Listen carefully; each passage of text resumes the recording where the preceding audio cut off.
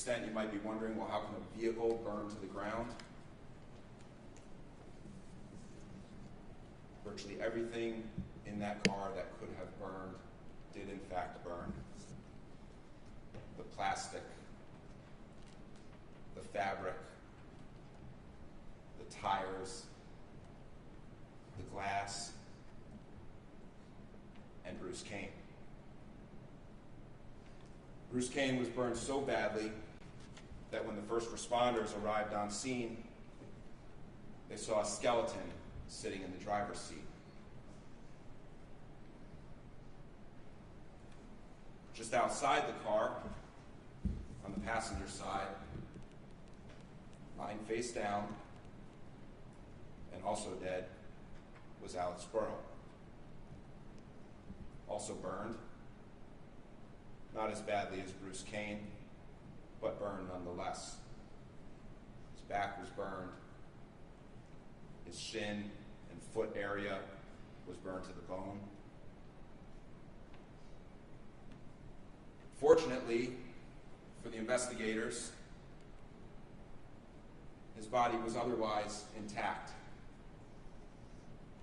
And it was fortunate because after his body was transported to the medical examiner's office and an autopsy was performed, they were able to recover a bullet, a projectile, from his head. And what the investigators learned and what you will learn during the course of this trial is that both Alex Burrow and Bruce Kane were shot in the head before they were burned.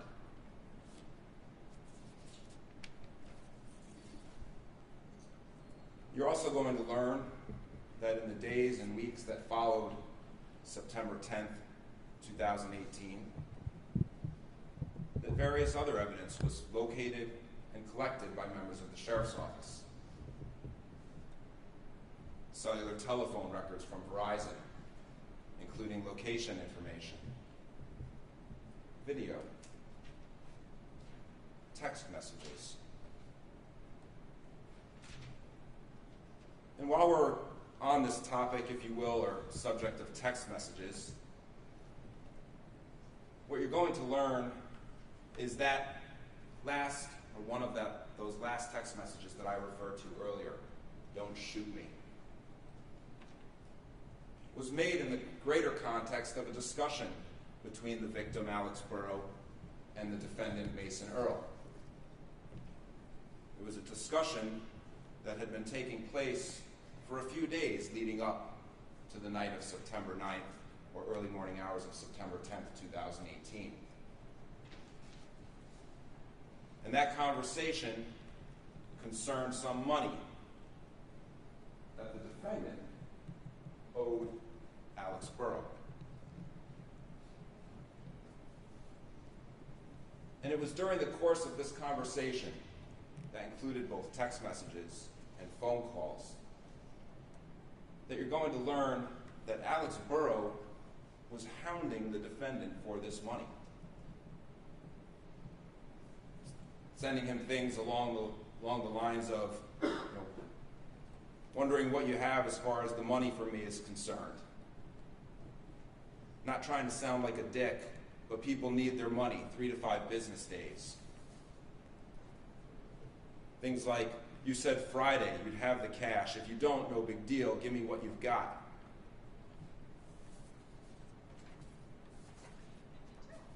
Things like, "I need my money. I need to get the money. I owe someone over what you owe me."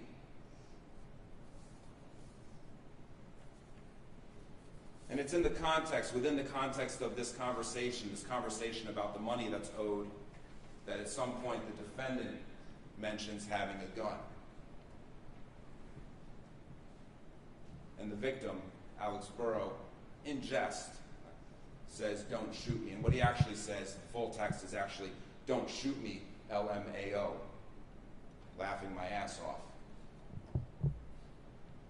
So I'm not here trying to suggest to you that the victim, Alex Burrow, really thought the defendant was going to show up and shoot him. But that is in fact what actually happened.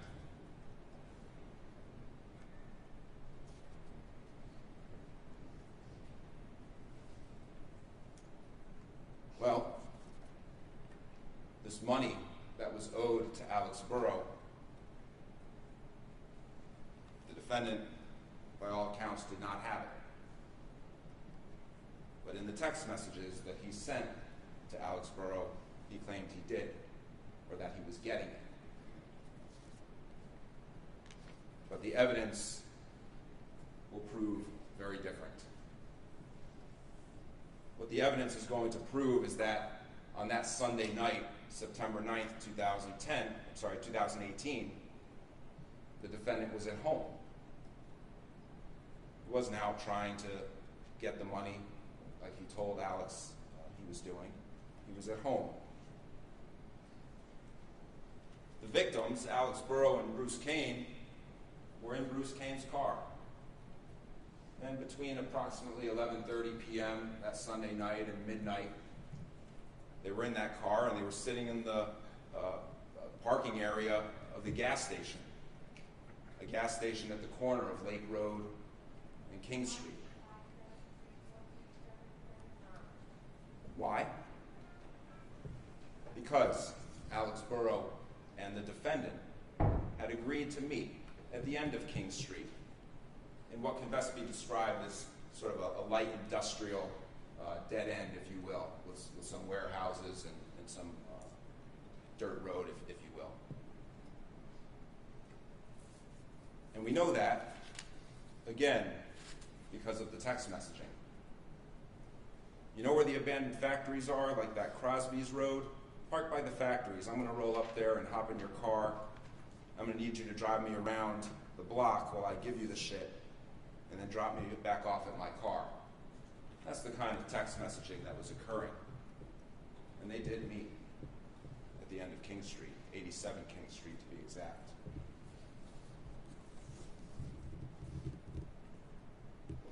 At approximately 11:59 p.m., the victims left that gas station on the corner of Lake Road and King Street, and they drove to the end of King Street, never to be seen again, not alive anyway.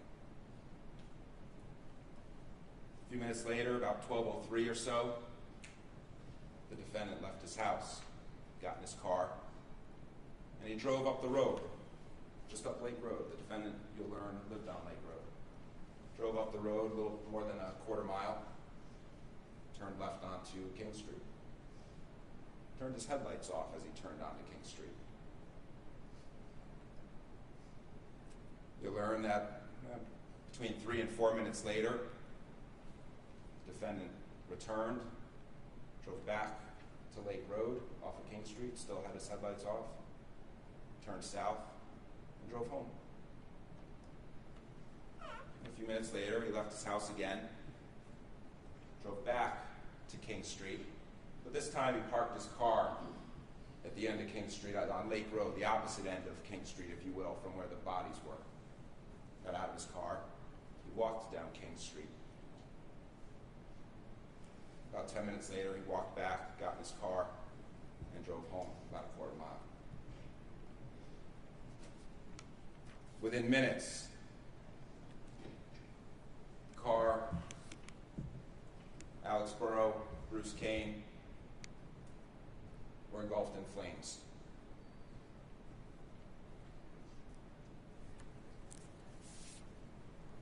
Ladies and gentlemen, the people are going to prove to each and every one of you beyond a reasonable doubt that on or about in between September 9th and September 10th, 2018 in the county of Monroe and state of New York, with intent to cause the death of another person, the defendant caused the death of Bruce Kane. And as part of that same criminal transaction, the defendant, with intent to cause serious physical injury or death of an additional person, caused the death of Alexander Burrow, who was not a participant in the crime.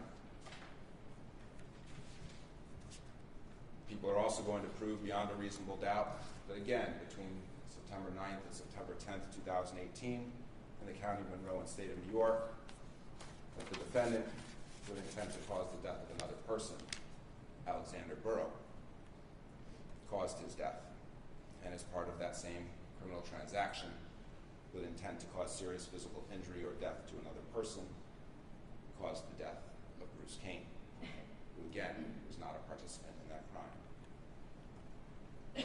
People will also prove that the defendant was over 18 years old. The people will also prove that, again, between September 9th and September 10th, 2018, in the County of Monroe, State of New York, the defendant intentionally damaged a motor vehicle, specifically Bruce Kane's Ford Focus, by starting a fire or causing an explosion. Now, you've heard me tell you all these things that I expect you're going to hear during the course of this case. I told you what the people are going to prove to each and every one of you beyond a reasonable doubt. You may be wondering, well, of course, how are you going to, in fact, prove all these things that you've been telling us about? Well, it's quite simply two different ways: testimony and exhibits. For example, Deputy Eric Perkins, one of the first officers on scene, and he will certainly describe for you what he observed when he arrived, what he did to secure the scene to allow for the further police investigation. You'll hear from Paul Keller, a neighboring property owner who found the bodies that Monday morning. Deputy Steve Williams, who conducted the arson portion of this investigation. You'll hear the various things that he did in connection with that investigation and the various findings that he made. You're, of course, going to hear from several members of the Sheriff's Office, both investigators and deputies, who worked tirelessly to collect video and to recover the evidence that is going to be presented to all of you during the course of this trial.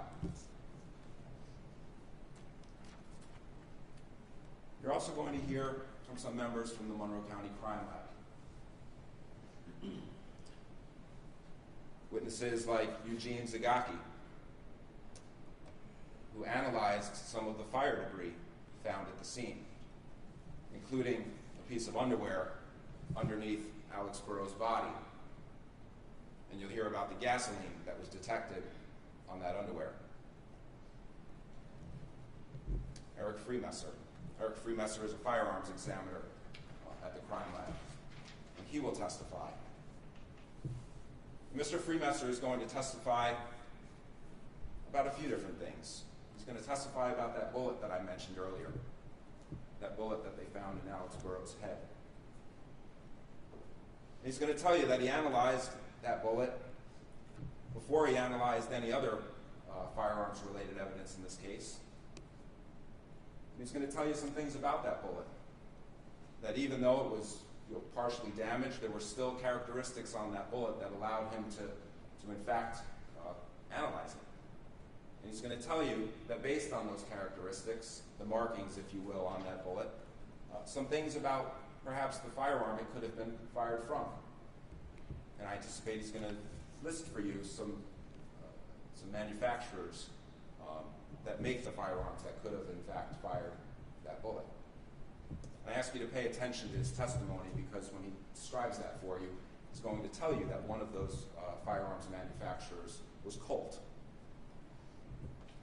What he's also going to describe for you is that he analyzed 4 firearms that you will learn were recovered from the defendant's house when the police executed a search warrant. He's going to tell you that 3 of those firearms could not have fired the bullet that was found in Alex Burrow's head. But what he is going to tell you is that 4th firearm, a Colt, could not be excluded as the firearm that fired that bullet. A firearm, a Colt firearm, that you are also going to learn from Robert Visca at the crime lab, contained a DNA profile on the grip that matched the DNA profile of the defendant.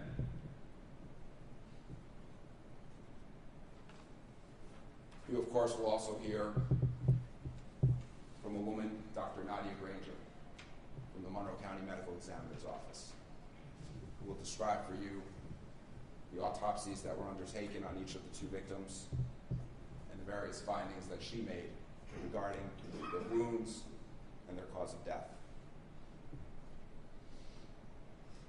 Now, as I start to wind down my opening remarks, you may be wondering or thinking to yourself, I've outlined various aspects of this case, various aspects of evidence that I expect you're going to hear during the course of this trial. And maybe you're wondering why I haven't talked much about Bruce Kane, or maybe more specifically, Bruce Kane's involvement in whatever it was that was going on that late Sunday night and early Monday morning. Well, the truth is, I believe the evidence will prove, is that by all accounts, Bruce Kane didn't have anything to do with what happened that Sunday night. He was simply in the car with Alex Burrow. He was the driver, if you will. And he was, in the truest sense of the phrase, simply a victim of circumstance. You see, when you shoot the passenger in a car and the driver is sitting there and has just watched everything that has happened, you don't ask him, hey, please don't tell anybody what I just did. You make sure he doesn't tell anybody what you just did. And that is exactly what Mason Earle did during those late night hours of September 9th and early morning hours of September 10th, 2018. And at the end of this case, after you have heard all of the testimony, and after you have reviewed and looked at and analyzed all of the other evidence that is presented to you in this case, I'm confident that you are going to find that the people have proven beyond a reasonable doubt that Mason Earle is guilty of each